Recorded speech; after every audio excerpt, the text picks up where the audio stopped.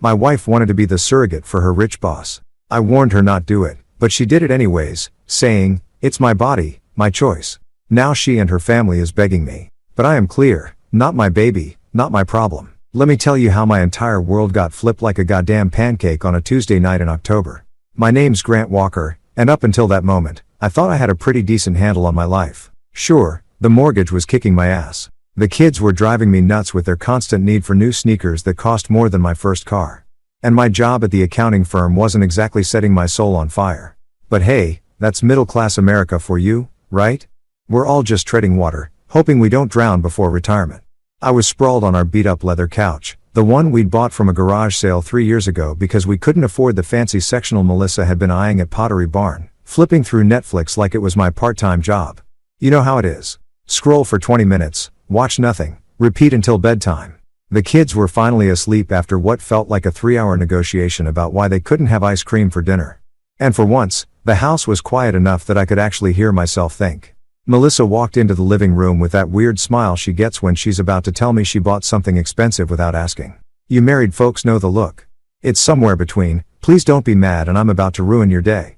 She popped down next to me, which should have been my first red flag because usually she sits on the opposite end of the couch, scrolling through her phone, liking Instagram posts of her high school friends pretending their lives are perfect. "So," she said, and that's when I knew I was screwed. Nobody starts a conversation with "so" when they're about to tell you something good. "So," is the opening act for bad news? "So," is what comes right before the car needs new brakes or your mother's coming to stay for a month? I muted the TV, some crime show where they solve murders in exactly 42 minutes, which is about as realistic as my chances of ever owning a boat, and turned to look at her. "What's up, babe?" I asked because despite being married for 8 years, I still hadn't learned to just keep my mouth shut and pretend to be asleep. That's when she dropped it. Just like that. No warning, no build-up, no "honey, we need to talk." She just looked at me with those big brown eyes that had gotten me into this mess in the first place and said, "I'm going to be a surrogate for my boss, Mr. Whitmore." I swear to God, time stopped. You know that moment in movies when everything goes silent and the camera zooms in on the protagonist's face? That was me. Except instead of dramatic music, all I could hear was the neighbor's dog barking at absolutely nothing like dogs do when they want to remind you that life is chaos. At first, I laughed. I actually laughed because what else do you do when your wife tells you she's planning to carry another man's baby? Like she's announcing she's thinking about taking up yoga. "Good one, Mel," I said, reaching for the remote. "What are we watching?" But she didn't laugh back. She just sat there with that serious expression she usually reserves for parent-teacher conferences and conversations about our credit card debt. That's when it hit me. She wasn't joking. This wasn't some weird attempt at humor. My wife, the mother of my 3 children, the woman who complained when I left dishes in the sink overnight, was seriously telling me she wanted to get knocked up by her boss. "Melissa," I said slowly like I was talking to one of our kids after they'd done something spectacularly stupid. "Please tell me you're kidding." She shook her head and I felt something cold settle in my stomach. You know that feeling when you're on a roller coaster and you hit the big drop? That moment when your brain catches up to what's happening and realizes you're completely screwed. "Yeah, that his wife can't have children." She continued like this was a perfectly normal conversation. "They've been trying for years. Vivian's had 3 miscarriages and the doctors say it's not safe for her to keep trying. Charles asked me last week if I'd consider it and I've been thinking about it ever since." Charles, she called him Charles, not Mr. Whitmore. When had that started? And more importantly, when had my wife started having private conversations with her boss about his reproductive plans? "Melissa, no." The words came out sharper than I intended. But hell, she just told me she wanted to carry another man's child. I think a little sharpness was warranted. This isn't some small favor. This isn't like watching their dog while they go on vacation. This will destroy us. She rolled her eyes. Actually rolled her eyes like I was being dramatic. "Grant, it's not like I'm having an affair. It's a medical procedure. I'm helping them have a family. You're helping yourself have a closer relationship with your boss." I shot back because let's be real here. Melissa had always been a little too eager to please authority figures, a little too concerned with what people thought of her. In high school, she was the girl who stayed after class to wash the chalkboards. In college, she was the one organizing study groups for professors who probably didn't even know her name. And now at 32, she was offering to carry her boss's baby because she thought it would make her indispensable. "That's not what this is about," she said. But her voice had that defensive edge that told me I'd hit the nail on the head. Charles and Vivian are good people. They deserve to have a family. "What about our family?" I asked, gesturing around our living room with its mismatched furniture and crayon marks on the walls. "What about our kids?" What about us? She looked at me like I just suggested we sacrifice a goat in the backyard. This doesn't have anything to do with us. It's my body, Grant. My choice. I don't need your permission. And there it was, the line in the sand. The moment when I realized that somewhere along the way, we'd stopped being a team and started being two people who happened to live in the same house and split the electric bill. My chest felt tight, like someone had wrapped a rubber band around my ribs and was slowly twisting it. Melissa, I said, trying to keep my voice steady. If you do this, it will destroy our marriage. You understand that, right? She stared at me for a long moment, and I thought, maybe, just maybe, she was starting to get it. Maybe she was realizing that carrying another man's baby wasn't exactly the kind of thing you could just add to your weekend to-do list, right between grocery shopping and soccer practice. But then she smiled, and it wasn't the warm smile I'd fallen in love with 8 years ago. It was cold, calculated, like she'd already made up her mind and was just going through the motions of pretending to care about my opinion. Then maybe, she said, standing up and smoothing down her yoga pants. You should rethink what being a husband means. And just like that, she walked out of the room, leaving me sitting there with the muted TV and the crushing realization that my marriage had just died. Even though neither of us was ready to admit it yet. That was the night everything changed. That was the night I learned that sometimes the person you love most in the world can become a complete stranger without ever leaving the room. You'd think after dropping a nuclear bomb on our marriage, Melissa might have taken a step back to consider the radioactive fallout. But nope, that would have required actual self-awareness. And apparently my wife had checked that particular skill at the door when she decided to play baby factory for her boss. The next few days were like living in some twisted version of Groundhog Day, except instead of Bill Murray trying to win over Andy McDowell, I was stuck trying to talk sense into a woman who'd apparently lost her damn mind. Every morning I'd wake up thinking maybe the whole thing had been a nightmare brought on by too much leftover pizza. But there she'd be, humming while she made coffee, acting like she hadn't just announced her plans to destroy our family with the casual enthusiasm of someone discussing their weekend gardening plans. Melissa, I'd start because I'm nothing if not persistent. Some might say stupidly optimistic. We need to talk about this surrogate thing. She'd give me this patronizing smile that made me want to throw my coffee mug against the wall. Grant, I've made up my mind. Charles and Vivian really need this. Charles and Vivian. Always Charles and Vivian. Like they were the royal family or something. Never mind that Charles was just another corporate suit who'd probably stepped on a dozen people climbing his way up the ladder. And Vivian was one of those society wise who spent more on handbags than most people made in a year. But sure, let's upend our entire life because they couldn't figure out how to make a baby the old-fashioned way. I tried every angle I could think of. The practical angle. Mel, you know how miserable you were when you were pregnant with Emma. You couldn't keep anything down for 3 months and your back was killing you the entire time. The emotional angle. What are the kids going to think when mommy's walking around with someone else's baby? The financial angle. They're not exactly paying you enough to cover the medical bills, let alone compensation for 9 months of your life. But nothing stuck. She had an answer for everything. Delivered with the kind of self-righteous certainty that probably started wars back in the day. She'd help with childcare costs. She'd explain to the kids that she was helping a family. She was doing this out of the goodness of her heart, not for money. Although, let's be real, the 25 grand Charles was offering didn't exactly hurt her enthusiasm. Then the flying monkey showed up. First, it was her sister Clara because of course it was. Clara had always been jealous of Melissa, jealous of her job, her house, her kids, probably even her split ends, if we're being honest. So, naturally, when Melissa called to share her brilliant plan, Clara jumped on the supportive sister bandwagon like she was running for political office. The call came on a Thursday night while I was helping Jake with his math homework, trying to remember why algebra was supposed to be important when you grow up to be an accountant who spends his days entering numbers into spreadsheets that nobody reads. Grant, Clara's voice had that fake sweet tone she used when she was about to stick a knife between your shoulder blades. I just wanted to call and tell you how proud I am of Melissa. I pressed the phone harder against my ear, hoping the kids couldn't hear this conversation. Oh, yeah. And why is that, Clara? For agreeing to be a surrogate. It's such a selfless, beautiful thing to do. You should be supporting her instead of being so negative about it. Negative, right? Because apparently not wanting your wife to carry another man's baby made you the villain in this twisted fairy tale. Clara, with all due respect, this is between Melissa and me. It's really not. She's my sister, Clara interrupted. And I could practically see her getting all puffed up with righteous indignation. And what she's doing is amazing. She's giving the gift of life to people who can't have children. It's practically saintly. Saintly. Jesus Christ. You know what would be saintly, Clara? If Charles and Vivian adopted one of the thousands of kids who need homes instead of paying my wife to manufacture them a custom baby. The line went quiet for a second and I thought maybe I'd actually gotten through to her. But then she came back swinging. You're being selfish, Grant. This isn't about you. It's about helping people. And Melissa has a big enough heart to do it. Maybe you should try having a little compassion. I wanted to tell Clara exactly where she could stick her compassion. But Jake was sitting right there chewing on his pencil eraser and probably absorbing every word of this train wreck. So instead, I just said, thanks for the call, Clara. I'll keep that in mind. And hung up. But Clara was just the opening act. The real headliner came that Sunday after church because, of course, this conversation had to happen after church where everyone was supposed to be feeling all holy and charitable. Melissa's mother, Joanne, cornered me in the parking lot while Melissa was inside getting the kids from Sunday school. Joanne was one of those women who'd perfected the art of passive-aggressive warfare, who could make you feel like a complete piece of garbage while smiling and offering you a casserole. Grant, dear, she said, linking her arm through mine like we were old friends instead of two people who barely tolerated each other. I wanted to have a little chat with you about Melissa's decision. Here we go, I thought. Round 2 of let's all gang up on Grant. Joan, I really don't think this is the right place. Oh, nonsense. There's no wrong place to discuss doing God's work. She patted my arm with her free hand, the same way you'd pat a dog who just peed on the carpet.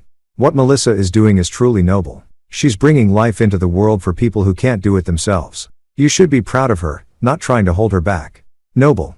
There was that word again. Apparently, everyone had gotten the memo that this was the official spin we were putting on the situation. Joanne, I understand that you think. I don't think, dear. I know. I raised 3 children and I know what sacrifice looks like. Melissa is making a beautiful sacrifice. And as her husband, you should be supporting her, not making her feel guilty about doing the right thing. The right thing.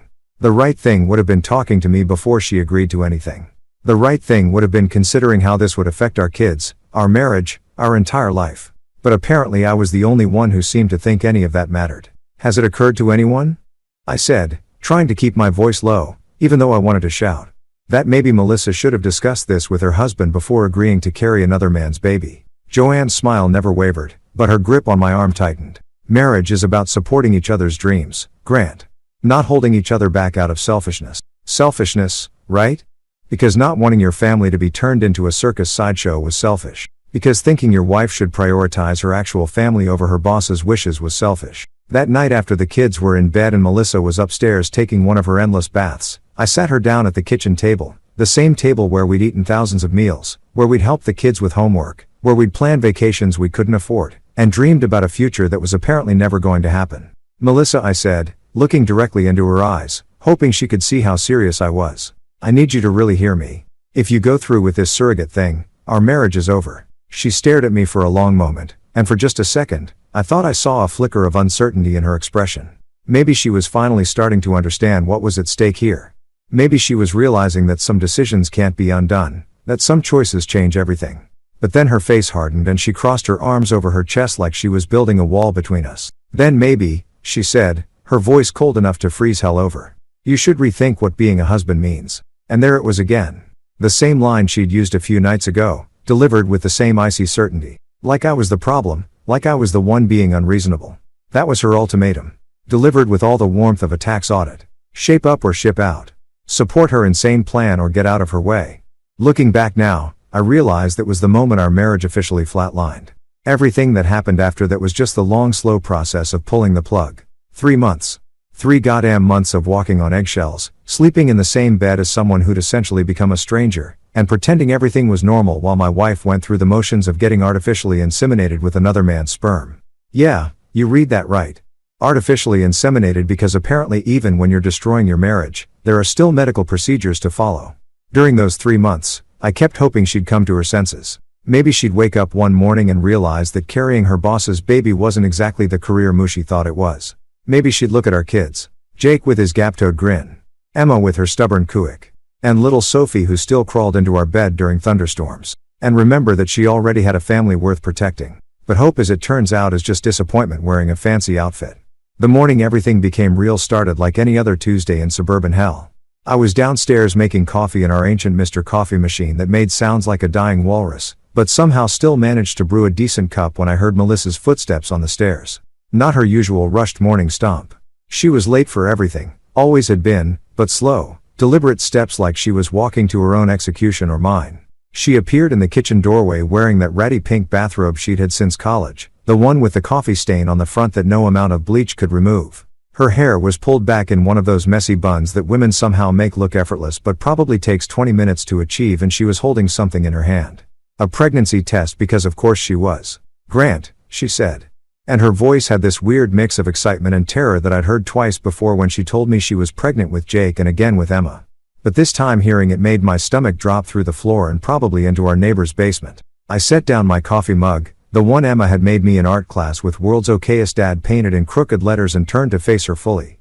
Part of me wanted to run, just bolt out the back door, hop in my Honda Civic, and drive until I hit ocean or ran out of gas, whichever came first. But the other part of me, the part that had been preparing for this moment for 3 months, just stood there waiting for the inevitable.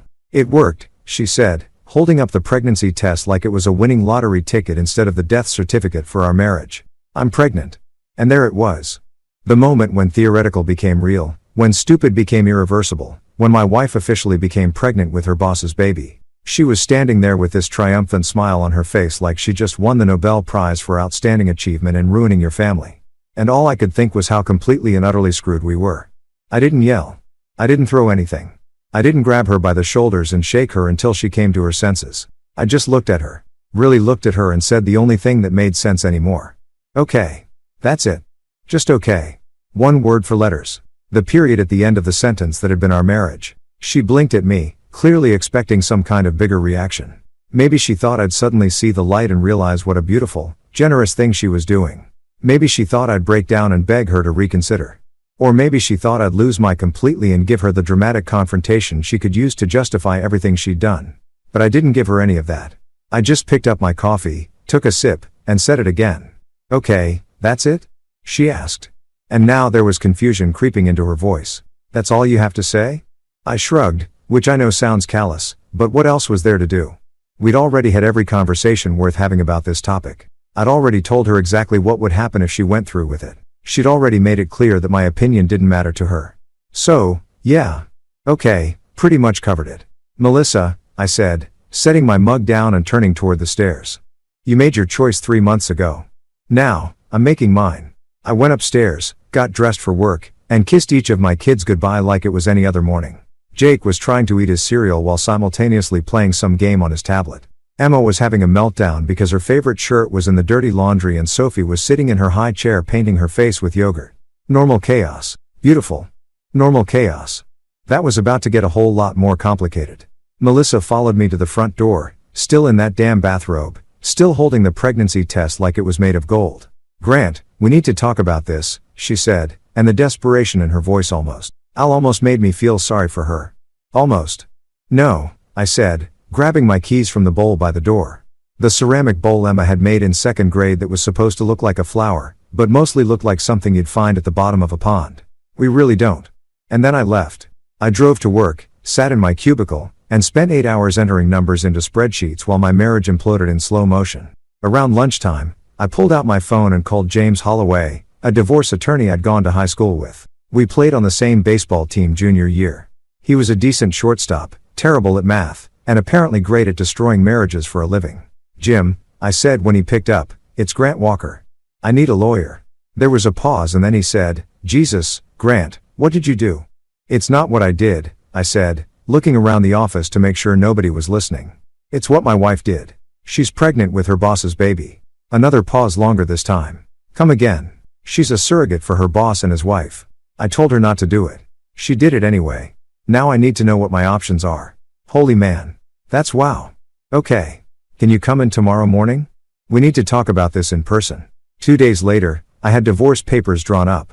Professional, clean, no-nonsense divorce papers that laid out exactly what I wanted. Custody of our 3 kids, half the house equity, and absolutely zero responsibility for the baby she was carrying. I had James serve them to her at her office because I figured if she could make major life decisions without consulting me, I could return the favor. She called me that afternoon, sobbing so hard I could barely understand what she was saying. "You can't be serious," she kept repeating, like saying it enough times would somehow make it true. "You can't be serious." But I was serious. Dead serious. More serious than I'd ever been about anything in my life. "Melissa," I said, sitting in my car in the parking lot of a Starbucks because I couldn't have this conversation at home with the kids listening. "I told you exactly what would happen if you did this. You didn't believe me. That's not my fault. Even her boss got involved because apparently Charles Whitmore thought his money and influence extended to my personal life. He called me that evening, his voice dripping with that fake concern that rich people use when they're pretending to care about the little people. "Grant," he said, and I could practically hear the expensive suit he was wearing. "I think there's been a misunderstanding. What Melissa is doing, what she's doing for Vivon and me, it's a beautiful thing. A gift. You should see this as something to be proud of, not something to run away from. A gift. A beautiful gift." That's what he called the destruction of my marriage. "Mr. Whitmore," I said, using his formal title because screw his first name familiarity. "Let me make something clear. You hired my wife's body to carry your baby. You destroyed my marriage. That makes this your problem, not mine. Handle it." And then I hung up on him because rich or not, boss or not, he didn't get to lecture me about my own life. That night, lying in bed next to a woman who was carrying another man's child, I realized something important. Betrayal doesn't always come with dramatic music and tear-filled confrontations. Sometimes it comes with a triumphant smile and a pregnancy test delivered over morning coffee like it's good news instead of the end of everything you thought you knew about your life. You know what's funny about filing for divorce? It doesn't actually make your wife disappear. I mean, I knew that logically. I'm not a complete idiot, but somehow I'd thought that once I served Melissa those papers, she'd magically vanish from my daily life like a bad dream or a telemarketer who finally gets the hint. Instead, she just kept existing in my space, growing another man's baby while acting like nothing had fundamentally changed about our situation. The first few weeks after dropping the divorce bomb were like living in some twisted version of the Twilight Zone. Melissa refused to move out, claiming she needed stability during this difficult time. Apparently, carrying your boss's baby is stressful. Who knew? So, we were stuck in this bizarre domestic purgatory where we shared a house, kids, and a mortgage, but absolutely nothing else. She'd set up camp in the guest bedroom, the one we'd always said we'd turn into a home office someday when we had money and motivation. Now, it looked like a nursery showroom had exploded in there, boxes of baby stuff everywhere, a crib that was still in pieces leaning against the wall, and enough prenatal vitamins to supply a small army of pregnant women. The whole room smelled like that weird combination of new plastic and false hope. The worst part wasn't the constant reminder that my wife was playing house with someone else's genetic material. No, the worst part was how she kept acting like I was still her husband, like I was still somehow responsible for taking care of her during her journey. That's what she called it, a journey. Like she was climbing Everest instead of just getting knocked up by her boss. "Grant, can you grab me some pickles on your way home?" She'd text me at work like I was still running errands for her instead of actively trying to extract myself from her life. "Grant, can you help me set up the crib? It's really heavy and I'm not supposed to lift anything over 10 pounds. Grant, can you drive me to my doctor's appointment? Charles and Vivian are in Europe for 2 weeks. Each time I'd look at my phone and feel this mixture of disbelief and rage that she still thought I was part of Team Melissa. Did she honestly believe that filing for divorce was just some kind of negotiating tactic? Like I was playing hard to get instead of actually trying to get the hell out of Dodge. My standard response became a masterpiece of emotional detachment. I wouldn't even look up from whatever I was doing. Usually my laptop because work had become my escape from the circus my home life had become. Not my kid, not my problem. 6 words, simple, direct, and absolutely devastating in their clarity. The first time I said it, Melissa looked like I'd physically slapped her. By the 10th time, she just got this pinched expression around her eyes, like she was developing a permanent migraine from dealing with my unreasonable attitude. But here's the thing about being pregnant. It doesn't care whether your husband is checked out of the relationship or not.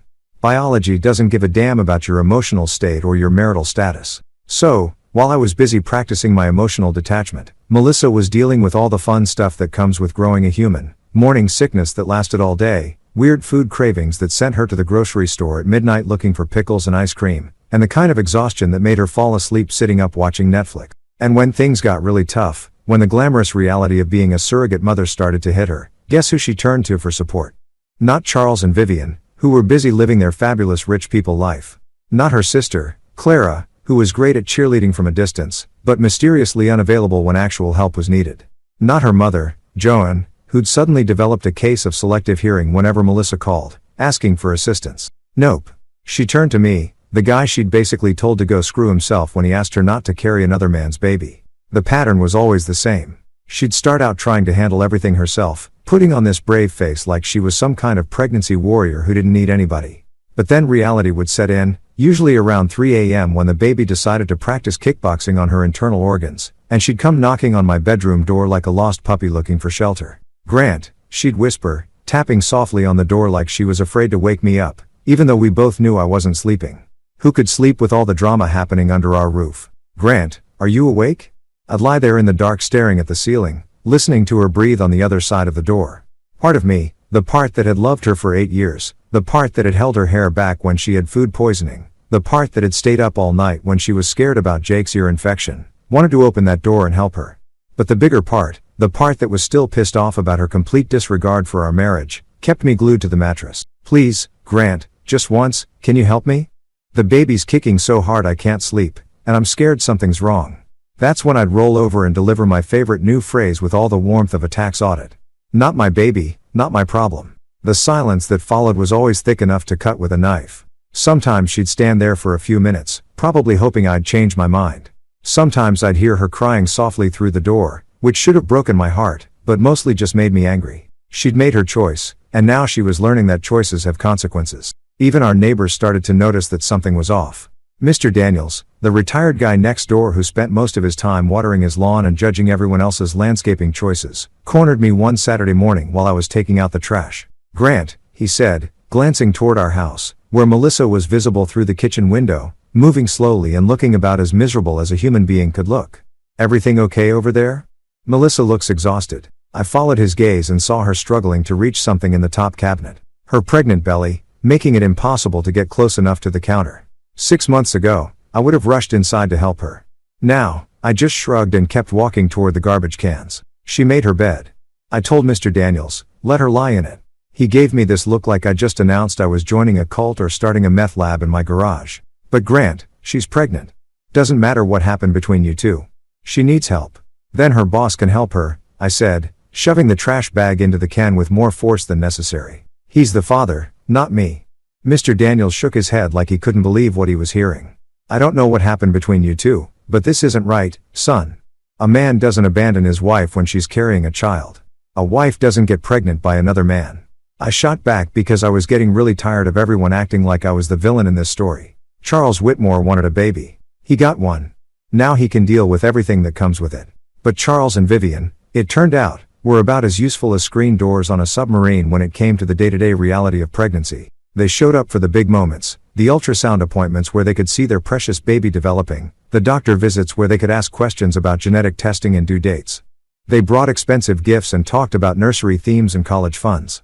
But when Melissa needed someone to hold her hair back while she puked her guts out, or when she needed help getting up from the couch because her center of gravity had shifted to somewhere around Jupiter, Charles and Vivon were nowhere to be found. They had lives to live, after all, important places to be. Charles had board meetings and golf games. Vivon had charity galas and spa appointments. They couldn't be expected to deal with the messy, unglamorous parts of pregnancy. That's what husbands were for. Except I wasn't her husband anymore. Not in any way that mattered.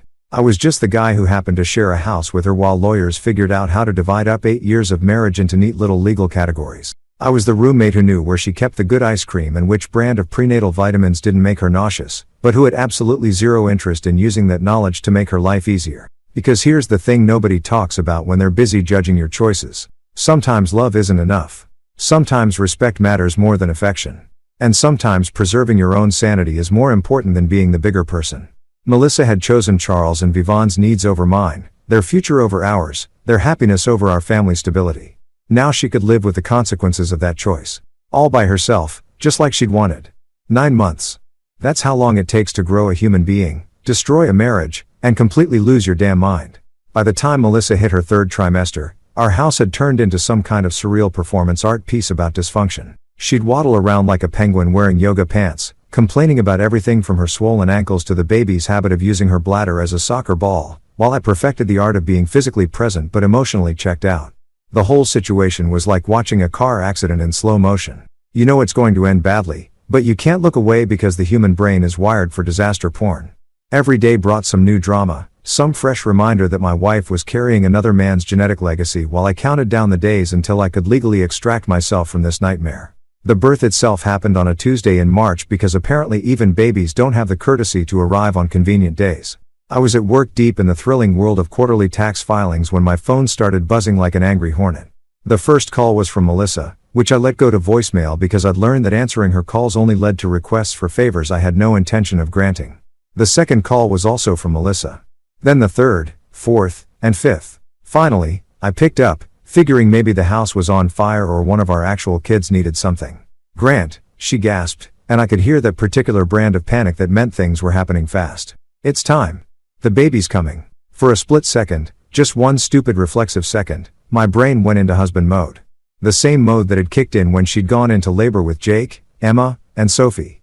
The mode where you drop everything, grab the hospital bag, and drive like a maniac while trying to remember everything from those childbirth classes you'd slept through.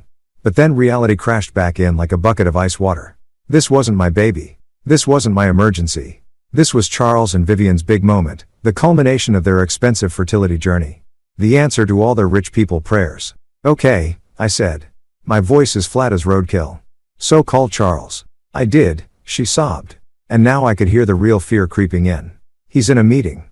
His secretary said she'd try to reach him, but then call Vivon. She's at some spa in Napa. Grant, please, I need." I hung up. Just pressed the little red button and went back to my tax forms like nothing had happened. Because what was I supposed to do? Drop everything and rush to the hospital to watch my wife give birth to her boss's baby, hold her hand while she delivered another man's child, cut the umbilical cord that connected someone else's kid to my wife's body? Yeah, that was going to be a hard pass for me. The phone kept ringing. Melissa, probably calling from the ambulance or the hospital, desperate for someone, anyone, to be there for her during what should have been one of the most important moments of her life. But she'd made her choice about who mattered to her. And it wasn't me. Around 3:00 p.m., my desk phone rang. "The hospital. Mr. Walker. This is St. Mary's Hospital. Your wife Melissa asked us to call you. She's given birth to a healthy baby boy and she's asking if you can come." "I'm not the father," I said, cutting off whatever guilt trip they were about to lay on me. "Call Charles Whitmore. He's the father. This has nothing to do with me." There was a pause. The kind of silence that happens when someone realizes they've stepped into a situation way more complicated than they bargained for. "Sir, Mrs. Walker is very upset. She's asking for you specifically and I'm specifically not coming." I said like I told you. "Call Charles Whitmore. It's his baby, his responsibility." I gave them Charles's office number and hung up. Then spent the rest of the day trying to focus on work while ignoring the growing knot in my stomach. Not guilt. I was way past guilt, but something else. Maybe relief that it was finally over. That the pregnancy that had been hanging over our lives like a storm cloud had finally ended. Maybe anticipation for what came next now that there was an actual baby involved instead of just the abstract idea of one. That evening, I picked up our kids from after-school care like it was any other day. Jake was excited because he'd gotten an A on his science project about volcanoes. Emma was grumpy because some kid had stolen her favorite pencil eraser. And Sophie wanted to know if we could have pancakes for dinner. Normal kid problems. Beautiful. Normal kid problems that had nothing to do with surrogacy or bosses or babies that belonged to other people. "Where's Mommy?" Sophie asked as I buckled her into her car seat. "Mommy's at the hospital," I said, which was technically true. "She had to help some people today." "Is she sick?" Emma asked. And I could see her starting to worry in that way kids do when they sense something's wrong, but don't understand what. "No, sweetheart. She's fine. She just had to do something for work." It wasn't a lie. Exactly. Melissa had made it pretty clear that this whole surrogate thing was about her career, about impressing Charles and securing her position at the firm. So, yeah, it was work-related. We went home, ordered pizza, and had what turned out to be one of the nicest evenings we'd had in months without Melissa's pregnancy hormones turning every conversation into a potential minefield. Without the constant tension of living with someone who'd fundamentally betrayed everything our marriage was supposed to represent, the house felt peaceful for the first time in 9 months. Around 8 p.m. after the kids were in bed, my phone rang. Melissa, calling from the hospital, her voice thick with exhaustion and something that might have been regret. "Grant," she whispered like she was afraid someone might overhear. "Please come. I'm scared." And for just a moment, I felt something crack inside my chest. Not enough to change my mind, but enough to remind me that once upon a time, I'd love this woman enough to marry her. Enough to have 3 kids with her. Enough to believe we'd grow old together on some front porch somewhere, watching our grandkids play in the yard. But love isn't always enough. Sometimes it's not even relevant. "Call Charles," I said, my voice gentler than it had been in months, but still absolutely final. "He's the father, not me. Charles is. He's busy. The baby's beautiful, Grant. He has these tiny little fingers and he's so perfect. And I need someone here who cares about me." That's when it hit me. The real tragedy of the whole situation. She'd spent 9 months carrying this baby for people who saw her as nothing more than a high-end incubator. And now that the job was done, she was discovering exactly how much they actually cared about her as a person. Charles was busy, probably celebrating with Vivon somewhere expensive, while the woman who'd carried their child lay in a hospital bed alone and scared, realizing that she'd traded her marriage for people who couldn't even be bothered to show up when she needed them most. But that wasn't my problem anymore. I tried to warn her. I told her exactly what would happen. She'd chosen not to believe me. "Melissa," I said, looking out the kitchen window at our backyard where the kids' swing set sat empty in the fading light. "You made your choice. Now live with it." And then I hung up and turned off my phone because I was done being her backup plan. Done being the person she turned to when her real priorities let her down. Done being married to someone who'd put her boss's needs ahead of our family's well-being. The baby was born healthy and perfect, just like she'd said. Charles and Vivon finally showed up at the hospital with flowers and champagne and probably a photographer to document their magical moment. They got their custom-made baby, their happy ending, their perfect little family. And I got to start figuring out what my life looked like without the woman who'd been the center of it for 8 years, but who'd chosen to give the most intimate part of herself to someone else. The thing about rock bottom is that it's surprisingly comfortable once you've been there for a while. You'd think it would be this dramatic, soul-crushing experience. But really, it's more like settling into a worn-out recliner. Not pleasant exactly, but familiar enough that you stop noticing how much it sucks. Melissa came home from the hospital 3 days after giving birth. And it was like watching a ghost try to resume its old haunting routine. She moved through the house like she was sleepwalking, clutching that baby like it was the last life preserver on the Titanic and looking at me with these desperate hollow eyes that screamed, "Fix this," louder than any words ever could. But here's the thing about being the guy who warned everyone the ship was going to sink. By the time you're proven right, nobody wants to hear, "I told you so." They just want you to somehow magically make everything okay again. Like you're some kind of domestic superhero who can undo months of spectacularly bad decisions with the power of forgiveness and selective amnesia. Not happening. The first week was almost funny in a dark comedy sort of way.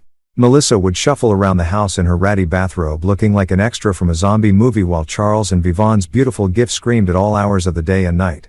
Turns out babies don't give a damn about your motivations for having them. They're going to cry whether you're their biological mother or just the lady who happened to carry them for 9 months. She'd set up a makeshift nursery in the guest bedroom, complete with all the baby gear that Charles and Vivian had bought, but apparently couldn't be bothered to take home yet. The irony wasn't lost on me. Here she was playing house with someone else's kid while our actual children tiptoed around the house like they were afraid to breathe too loud. "Mommy, why is the baby here?" Sophie asked one morning, standing in the kitchen doorway in her favorite pajamas. The ones with unicorns that she insisted had magical powers. "I thought you said he was going to live with other people." Melissa looked like Sophie had just asked her to explain quantum physics in interpretive dance. "Well, sweetheart, sometimes babies need to stay with their birth mommy for a little while before they go to their forever home." Birth mommy? Jesus Christ. She was talking about herself like she was running some kind of baby rental service, like when we fostered Mr. Whiskers before he went to live with Grandma. Emma piped up because my 8-year-old apparently had a better grasp on the situation than my wife did.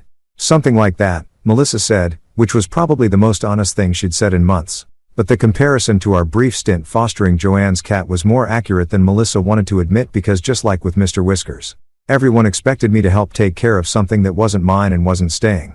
The bottles started appearing in our sink like some kind of domestic plague. Formula containers cluttered our kitchen counter. Dirty diapers overflowed the garbage can, and our washing machine ran constantly, churning through an endless cycle of tiny clothes and blankets that smelled like that particular combination of baby powder and desperation. And through it all, Melissa kept shooting me these looks. Part pleading, part anger, part complete bewilderment that I wasn't stepping up to help her with her noble sacrifice. Like I was failing some test I'd never agreed to take. The breaking point came on a Thursday night about 2 weeks after she'd brought the baby home. I was in the living room trying to help Jake with his math homework while the baby screamed bloody murder upstairs when Melissa appeared at the top of the stairs looking like she'd been through a blender. "Grant," she called down, her voice cracking with exhaustion. "Can you please just hold him for 10 minutes? I need to take a shower." I didn't even look up from Jake's algebra worksheet. Not my baby, not my problem. It was the same response I'd been giving for months, delivered with the same flat tone I perfected during our entire pregnancy nightmare. But something about hearing it in that moment with the baby crying and Melissa looking like she was about to collapse, made it land differently. She came down the stairs slowly, still holding the baby, and I could see her hands shaking. Not from exhaustion, though she was definitely that, but from rage. Pure, undiluted fury that had been building up for weeks. "You know what?" she said, her voice getting louder with each word. "I am so sick of your attitude. You owe me this much." That's when I finally looked up from the homework. Jake was staring at both of us with wide eyes, probably wondering if his parents were about to start throwing furniture at each other. The baby was still screaming, which seemed appropriate for the moment. I owe you, I repeated, standing up slowly because this conversation was clearly going to require my full attention. I owe you what exactly? Support, she screamed, and the baby's crying got even louder, like he was trying to match her energy. I'm your wife. This is your home. You can't just pretend I don't exist. Jake, I said, keeping my voice calm. Go upstairs and play in your room for a while. Okay, buddy. He scrambled out of there like his pants were on fire, which was probably the smartest thing anyone had done in our house all week. Once he was gone, I turned back to Melissa and let her have it. All the anger I'd been swallowing for months. All the resentment I'd been choking down, all the hurt I'd been pretending didn't exist, it all came pouring out. Let me tell you what I owe you, I said, my voice deadly quiet. I owe you absolutely nothing. You want to know why? Because you're not my wife anymore. Not in any way that matters. Her face went pale, but I wasn't done. You chose to get pregnant by another man. You chose to carry your boss's baby. You chose his needs over our marriage, his wants over our family, his happiness over everything we built together. So, no, Melissa, I don't owe you support. I don't owe you help. I don't owe you a goddamn thing. It's not like that, she protested. But her voice was weaker now, like she was starting to realize how deep the hole she dug really was. It's exactly like that. I shot back. You want to play house with Charles Whitmore's baby? Fine, but don't expect me to be your backup husband when the real parents can't be bothered to show up. That's when she really lost it. The baby was screaming, she was screaming, and I was standing there watching my marriage finally die its long overdue death. You're abandoning me, she shrieked like somehow I was the villain in this story. How can you be so cruel? I'm not abandoning you, I said, grabbing my keys from the counter because I needed to get out of there before I said something I'd actually regret. I'm just refusing to clean up your mess anymore. Where are you going? She demanded. Anywhere but here, I said, heading for the door. Call Vivon. Call your sister, your mother, call the Pope for all I care. But stop calling me. I'm done. And then I left. Got in my car and drove around for 2 hours listening to talk radio and trying to remember what my life had been like before it turned into a soap opera written by someone with serious mental health issues. When I came back, the house was quiet. Melissa's car was gone and so was the baby. She'd finally packed up and left, taking her beautiful gift with her. For the first time in months, I could hear myself think. For the first time in almost a year, my house felt like home again instead of a war zone. The kids were upstairs, probably confused and scared by all the yelling, but safe. Our actual children, the ones who mattered, the ones I'd been trying to protect through this whole nightmare. I made them mac and cheese for dinner, the good stuff from the box, not the fancy organic kind Melissa always insisted on. And we ate in front of the TV like we were having an indoor picnic. Nobody mentioned the baby. Nobody asked where mommy went. They just seemed relieved that the constant crying had stopped and the house felt normal again. That night, after I tucked them all in and made sure they knew they were safe and loved, I sat in my kitchen and realized something important. Sometimes the kindest thing you can do for someone is refuse to enable their self-destruction. Melissa had made her choice. Now she could live with it. You know what they say about peace and quiet? It never lasts long enough. For exactly 2 blissful days after Melissa packed up her baby drama and left, my house felt like an actual home again. The kids and I fell into this easy rhythm where we could eat cereal for dinner without judgment, watch cartoons without someone sighing dramatically about screen time, and generally exist without walking on eggshells around a woman who'd spent the last year making everyone else's life miserable. But apparently the universe has a sick sense of humor, because just when I started to believe that maybe, just maybe, I could get through this divorce without any more insanity, the flying monkeys descended. It started with my voicemail inbox lighting up like a Christmas tree. I'd come home from work to find 7 new messages, each one more ridiculous than the last. It was like Melissa had sent out some kind of emergency alert to every person who'd ever met her. Attention all friends and family members. Gran is being mean to me. Please call and tell him he's a terrible person. The first message was from her sister Clara, because of course it was. Clara had apparently appointed herself as the head of the Grant as obviously Satan committee, and she was taking her new job very seriously. Grant, her voice came through my phone speaker with all the warmth of a tax audit. I cannot believe what Melissa told me. She's sitting in my living room right now, crying her eyes out because her own husband abandoned her with a newborn baby. How can you be so heartless? She's your wife, Grant. Your wife? Where is your sense of responsibility? I had to laugh at that one. Responsibility, right? Because apparently I was responsible for taking care of a baby that wasn't mine. Born as a result of a decision I'd explicitly opposed for people who couldn't be bothered to handle their own parenting duties. That made perfect sense in Clara's twisted little world. The next message was from Melissa's college roommate, some woman named Jennifer, who I'd met exactly twice in 8 years of marriage, but who apparently felt qualified to judge my entire character based on whatever sob story Melissa had fed her. Grant, this is Jennifer Morrison, Melissa's friend from college. I just wanted to say that I think what you're doing is absolutely disgusting. Melissa is going through the hardest time of her life, and instead of supporting her, you're being selfish and cruel. She gave that couple the most precious gift anyone can give, and you're punishing her for it.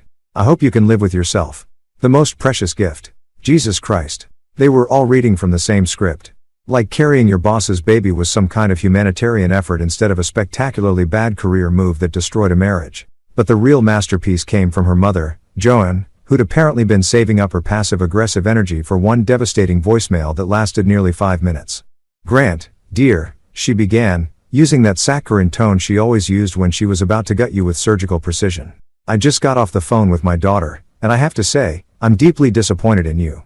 Deeply disappointed. When Melissa married you, I thought she was getting a man who would stand by her through thick and thin, for better or worse. But apparently, I was wrong. She paused there, probably for dramatic effect, before launching into the main course of her guilt trip. That poor girl is sitting in Clara's apartment right now with a beautiful baby boy, and she's heartbroken because the man she married, the man who promised to love and honor her, has turned his back on her in her hour of need. She's exhausted. She's scared, and she's dealing with all of this alone because you've decided to be petty and vindictive instead of being the husband she needs. Petty and vindictive. That's what Joanne called my refusal to play house with my wife's boss's baby. Not principled. Not self-respecting. Petty and vindictive. I raised 3 children, Grant. And I know what sacrifice looks like. What Melissa did. Carrying a child for a couple who couldn't have their own. That's the kind of selfless act that should make a husband proud, not angry. The fact that you can't see that says more about your character than hers. The voicemail went on for another 2 minutes, covering everything from my supposed lack of Christian values to my failure as a role model for our children. By the end of it, I was half convinced that I was indeed the Antichrist and Melissa was some kind of modern-day saint who'd been unfairly persecuted for her noble deeds. But the absolute cherry on top of this sundae came the next evening when my phone rang during dinner. I was helping Sophie cut up her chicken nuggets when Charles Whitmore's name appeared on my caller ID. Charles Whitmore. The man who'd hired my wife's reproductive system was calling to lecture me about my attitude. The balls on this guy could have been registered as their own small country. I almost didn't answer, but curiosity got the better of me. I had to hear what this pompoose had to say for himself. Grant, he said when I picked up his voice dripping with that fake concern that rich people use when they're slumming it with the little people. I hope you don't mind me calling. I got your number from Melissa. Of course, he did. Because apparently my soon-to-be ex-wife was just handing out my personal information to anyone who asked. What can I do for you, Charles? I asked, putting him on speaker so I could continue helping Sophie with her dinner. If he was going to waste my time, he could at least provide some entertainment for the kids. Well, I wanted to talk to you about this situation with Melissa and the baby. I think there's been a misunderstanding. A misunderstanding, right? Like I'd somehow misunderstood the part where my wife got pregnant with his kid. I'm not sure what you think I'm misunderstanding, I said, cutting up him as nuggets while she made faces at the phone. Seems pretty straightforward to me, Grant. What Melissa has done for Vivon and me, it's incredible. It's a gift beyond measure. She's given us the chance to have a family, to experience the joy of parenthood that we thought was lost to us forever. You should be proud of her. You should be supporting her through this transition. Like carrying someone else's baby was some kind of career change instead of a marriage-ending betrayal. Charles, I said, wiping barbecue sauce off Sophie's face. Let me explain something to you. You hired my wife to carry your baby. You destroyed my marriage. You got what you paid for. Now it's your responsibility to deal with the consequences. There was a pause and I could practically hear him trying to figure out how to spin this in his favor. But Grant, you're still part of this family. We're all connected now through this beautiful child. We need to work together, support each other. That's when I lost it because this rich entitled piece of garbage who treated my wife like a rental womb was trying to tell me that I was part of his family now. Like his money gave him the right to reorganize my entire life to suit his convenience. Listen to me very carefully. Charles, I said, my voice getting deadly quiet. We are not family. We are not connected. We are not anything. You wanted a baby, you got one. You hired my wife's body and destroyed my marriage in the process. But here's the thing that makes this your problem, not mine, Grant. I don't think you understand. No, I understand perfectly. You thought you could buy your way into parenthood without dealing with any of the messy parts? Well, congratulations. Those messy parts include middle-of-the-night feedings, diaper changes, and a woman who's probably realizing that being a surrogate isn't quite the glamorous experience she thought it would be. But that's your mess to clean up, not mine. But Melissa needed to think about what she was doing before she did it. I interrupted. She needed to consider how this would affect her actual family before she agreed to carry your baby. She needed to listen to her husband when he told her this was a terrible idea. But she didn't do any of those things, did she? The line went quiet, and for a moment, I thought maybe I'd actually gotten through to him. Maybe he was starting to understand that his money couldn't buy him absolution from the chaos he'd helped create. But then he came back with that same smooth, condescending tone. Grant, I think you're being unreasonable. This is about more than just you and Melissa. There's a child involved now. Your child, I said, cutting him off again. Your responsibility. Your problem. I never wanted any part of this arrangement. I told everyone it was a bad idea. And now I'm supposed to clean up the mess. I don't think so. And then I hung up on him because rich or not, boss or not, he didn't get to lecture me about responsibility while sitting in his fancy office, completely removed from the reality of what he'd set in motion. That night, after the kids were in bed, I sat in my kitchen and marveled at the sheer audacity of these people. They'd all rallied around Melissa like she was some kind of victim instead of a woman who'd made a series of spectacularly bad choices that had predictable consequences. Not one of them had called to ask how I was doing. Not one had acknowledged that maybe, just maybe, I had a right to be angry about my wife carrying another man's baby. Not one had suggested that perhaps Melissa should have considered her husband's feelings before agreeing to this insane arrangement. But they all had plenty to say about my supposed failures as a husband and human being. The begging parade was in full swing, and I was apparently the only one who could see how ridiculous the whole thing was. If you've never been through a divorce, let me paint you a picture. Imagine the worst job interview of your life crossed with a root canal sprinkled with the emotional devastation of watching your entire adult life get dissected by strangers in cheap suits. Now multiply that by about 1,000 and you're getting close to what it's like to sit in a courtroom while lawyers argue over who gets to keep the good dinnerware and whether you're a terrible human being. The whole thing started 6 months after I'd filed the papers because apparently the legal system moves at roughly the same speed as continental drift. By the time we actually made it to court, Melissa had settled into her new life as a single mother living in her sister's spare bedroom. Charles and Vivian had presumably bonded with their custom-made baby, and had gotten comfortable with the idea that my marriage was dead than disco. But Melissa, being Melissa, couldn't just sign the papers and move on with her life. No, she had to turn our divorce into some kind of three-ring circus where she was the tragic heroine, and I was the mustache-twirling villain who'd abandoned his pregnant wife in her hour of need.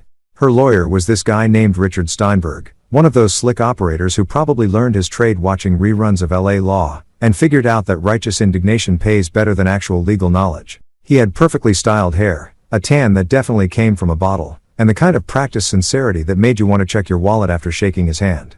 My lawyer, on the other hand, was James Holloway, the same guy I played baseball with in high school, who'd gone on to law school while I was studying accounting and probably wondering why anyone would voluntarily choose a career that involved this much paperwork. Jim was the kind of lawyer who wore off-the-rack suits and actually cared about winning cases instead of just looking good while losing them. The courtroom itself looked exactly like every courtroom you've ever seen on TV, with paneling that had probably been installed during the Coolidge administration, fluorescent lighting that made everyone look like they were suffering from a vitamin deficiency, and that particular smell that all government buildings seem to have like disinfectant mixed with broken dreams. Melissa sat at the plaintiff's table looking like she'd stepped out of a tragic single mother photo shoot. She was wearing this simple black dress that probably cost more than my monthly car payment. Her hair was pulled back in a style that said, "I'm too devastated to care about my appearance, but somehow still look perfect." And she had this expression on her face like she was bravely enduring an unthinkable injustice. Behind her in the gallery sat her entire support squad. Clara looking appropriately outraged. Joan dabbing at her eyes with a tissue like she was watching a particularly sad episode of This Is Us. And I not. Charles and Vivian Whitmore sitting in the back row like they were attending a community theater production of Poor Melissa Gets Screwed Over by Her Mean Husband. The audacity of those two showing up was almost impressive. Here they were, the people who'd started this whole mess by hiring my wife's reproductive system, sitting in my divorce proceedings like concerned family members instead of the home wrecking they actually were. Steinberg opened with what I can only describe as a masterclass in emotional manipulation. He painted a picture of Melissa as this selfless saint who'd made the ultimate sacrifice to help a childless couple only to be cruelly abandoned by her heartless husband during the most vulnerable time of her life. "Your Honor," he said, gesturing toward Melissa like she was some kind of religious icon. "My client is a woman who exemplifies the very best of human nature. When she learned that her employer and his wife were struggling with infertility, she made the extraordinary decision to serve as their surrogate mother. This wasn't a decision she made lightly, Your Honor. This was an act of pure compassion, a gift of life itself, a gift of life." Jesus, these people really were all reading from the same script. But instead of supporting his wife during this difficult time, Steinberg continued, his voice getting more dramatic with each word. The defendant chose to abandon her. He filed for divorce while she was pregnant. Your Honor, he refused to attend the birth of the child she was carrying. He has shown a callous disregard for his wife's emotional and physical well-being. That is frankly shocking. He went on like that for 20 minutes, painting me as some kind of monster who'd kicked a pregnant woman to the curb for having the audacity to help people in need. By the time he was done, I was half convinced that I should be locked up for crimes against humanity instead of just trying to get out of a marriage that had turned into a nightmare. But then it was Jim's turn. And that's when things got interesting. Your Honor, Jim said, standing up with a stack of papers that looked thick enough to stop a bullet. The plaintiff's attorney has told you a very compelling story. It's just too bad that story has almost nothing to do with the facts of this case. He walked over to the evidence table and picked up a manila folder that looked like it could have contained the secrets of the universe. The facts, Your Honor, are these. Mrs. Walker made a unilateral decision to carry another man's child without consulting her husband. When Mr. Walker expressed his opposition to this arrangement, she ignored him. When he explained how this decision would affect their marriage, she dismissed his concerns. And when he told her explicitly that proceeding with this surrogacy would end their marriage, she chose to proceed anyway. Jim opened the folder and pulled out what looked like a phone bill on steroids.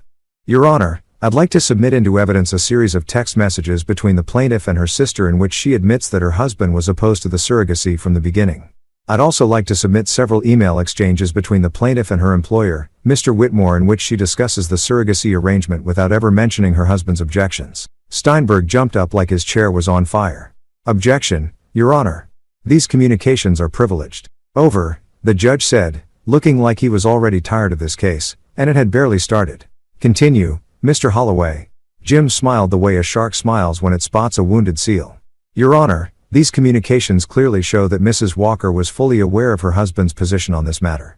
In one text message to her sister, she explicitly states, and I quote, Grant is being such a baby about this. It's my body, my choice. He doesn't get a vote. I watched Melissa's face go pale as Jim read that text out loud. Apparently, she'd forgotten about her little sister Toyster honesty session. Furthermore, Your Honor, I'd like to submit a recording of a conversation between Mr. and Mrs. Walker, in which Mr. Walker clearly states that if she proceeds with the surrogacy, their marriage will be over. Mrs. Walker's response, and again I quote, was, then maybe you should rethink what being a husband means. The judge looked up from his notes with the expression of a man who just realized he was dealing with something way more complicated than a standard divorce case. Mr. Holloway, are you suggesting that your client warned his wife about the consequences of her actions? That's exactly what I'm suggesting, Your Honor. Mr. Walker made his position crystal clear from the beginning.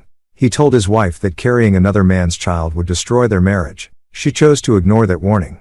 The dissolution of this marriage is the direct result of Mrs. Walker's decision to prioritize her employer's needs over her husband's clearly stated concerns. Steinberg tried to recover, arguing that a husband should support his wife's decisions regardless of his personal feelings. But the damage was done.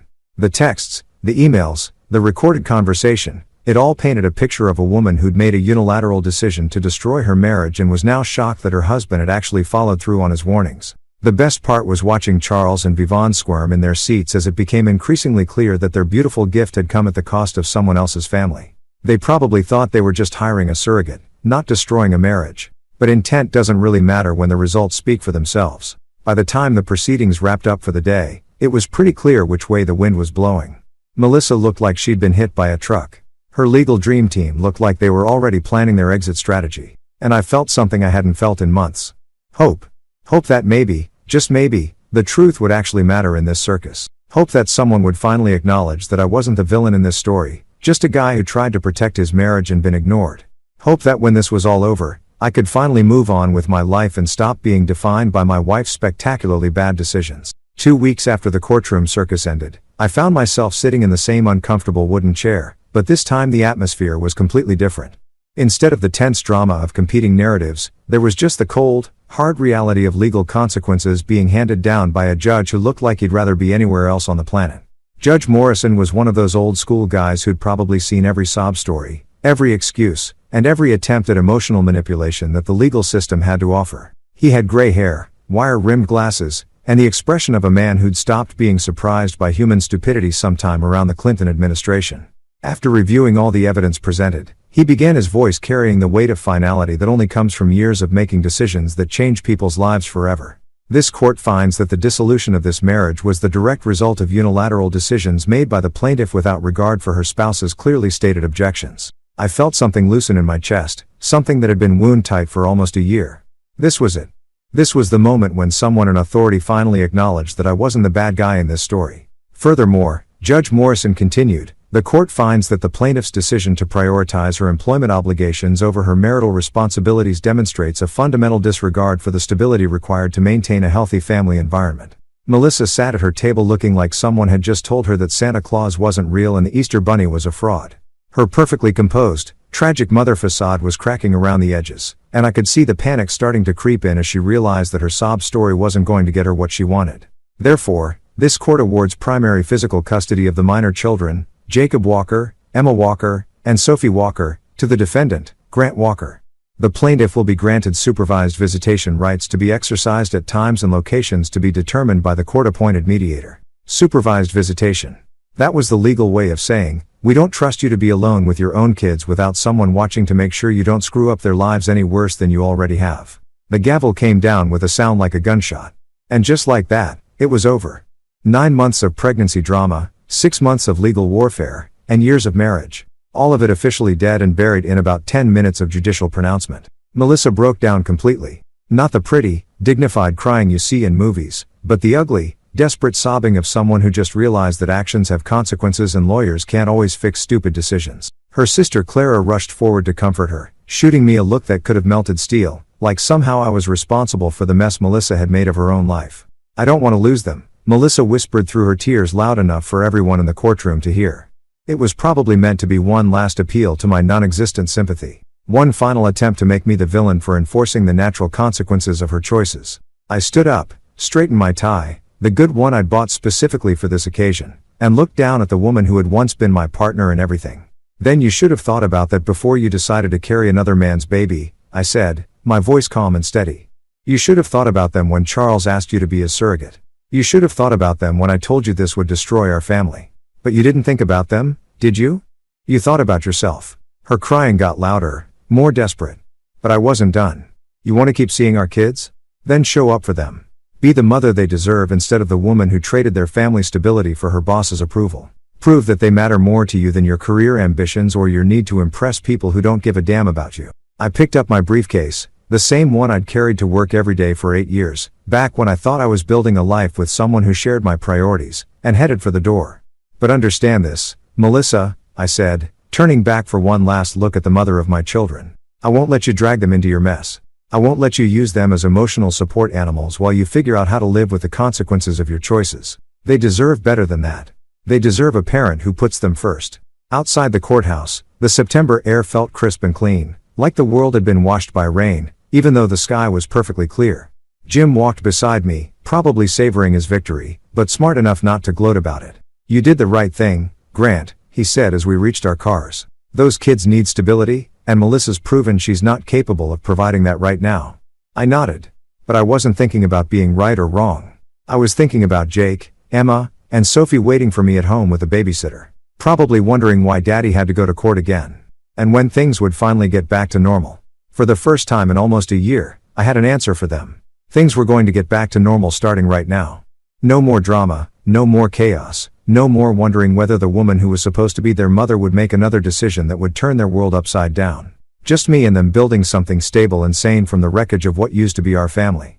It wasn't the happy ending I'd imagined when I'd first gotten married, but it was better than the alternative. It was a chance for all of us to start over, to build something new without the constant threat of someone else's bad decisions destroying everything we cared about. For the first time in months, I felt like I could breathe again. 6 months later, I'm sitting in my kitchen on a Saturday morning, watching Jake attempt to make pancakes while Emma argues with Sophie about whether syrup belongs on scrambled eggs. The house smells like coffee and slightly burned batter. The morning light is streaming through windows that actually stay clean now that nobody's crying on them constantly. And for the first time in what feels like forever, everything is exactly as chaotic as it should be. This is what normal looks like. Not the fake Instagram perfect normal that people pretend to have, but real normal. The kind where your 8-year-old puts too much vanilla in the pancake mix. Your 6-year-old insists that purple is a perfectly reasonable color for breakfast food. And your 4-year-old tries to feed pancakes to the dog we don't have. Dad, can we get a dog?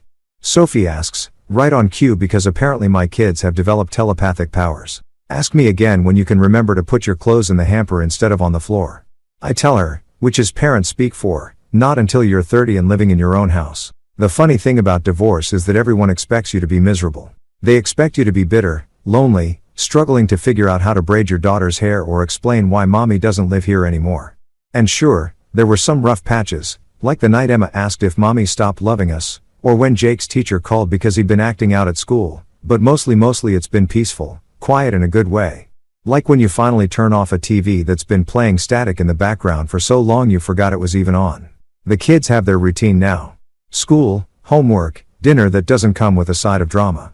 Weekend movies where nobody sighs dramatically about screen time.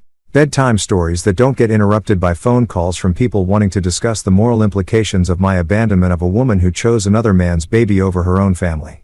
Melissa still calls sometimes, usually when she's run out of money, discovered that Charles and Vivant aren't quite as generous with their beautiful gift provider as they were during the pregnancy, or realize that being a single mom living in her sister's spare bedroom isn't quite the empowering experience she thought it would be. Grant, I know we've had our differences, but could you help me out with the electric bill? Just this once. Grant, the baby's been crying all night, and I don't know what to do. Charles said they're too busy to help this week. Grant, I made a mistake. I see that now. Can we talk about working things out? The answer is always the same. No. Not because I'm trying to be cruel, but because I learned something important during this whole nightmare. You can't save people from the consequences of their own choices. You can't love someone into making better decisions. And you definitely can't build a stable life with someone who's willing to torch everything you've built together for the approval of people who see her as nothing more than a means to an end. Her choices are her burden now, not mine. The kids see her every other weekend, supervised visits at a neutral location because the court decided she needed to prove she could prioritize their well-being over her own drama. Sometimes she shows up, sometimes she doesn't. The kids have learned not to get their hopes up too high, which breaks my heart, but also makes me proud of how resilient they are. Dad, Emma says, interrupting my thoughts. Jake put eggshells in the pancakes. Did not. Jake protests. That's just texture. Gross texture, Sophie adds helpfully. I look at my 3 kids, my actual kids, the ones I chose to protect when their mother chose something else, and feel something I haven't felt in a long time. Contentment. Not happiness exactly because this isn't how I thought my life would turn out, but contentment with the knowledge that I did the right thing even when it was hard. All right, troops, I say, standing up to survey the pancake disaster. Let's start over. And this time, maybe we leave the eggshells out of the recipe. Can we put chocolate chips in instead? Sophie asks. Absolutely. I say because life's too short for plain pancakes and too precious to waste on people who don't appreciate what they have. Outside it's starting to rain. But inside our house, our actual home now, not just the place where we used to live, it's warm and safe and exactly where we belong. Not my baby, not my problem, but these kids. This life we're building together. This peace we've found in the aftermath of someone else's spectacularly bad decisions. This is all mine and I'm never letting anyone take it away from us again.